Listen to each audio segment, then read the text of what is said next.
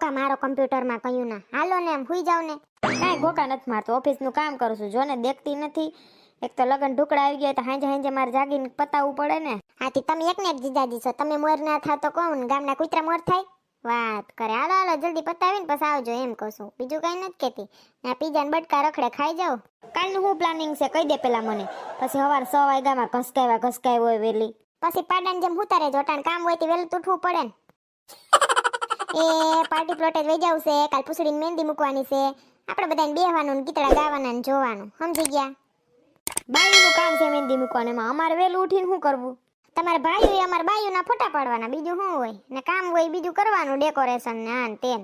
હારું હાલો હું તો હોઈ જાઉં છું. પછી મારે ઉઠવું વેલું. લગન પતે તો ન્યાલ થાય. એ સમજે ફટાકડા લીધા ફોડવાના? હા લેવાઈ ગયા. ફૂટે એવા તો છે ને, હવાઈ ગયેલા નથી ને ફટાકડા? બધું ફૂટે એવા છે, ખાલી જીજાજી જ હવાઈ ગયા. હુઈ જાને વેખલી.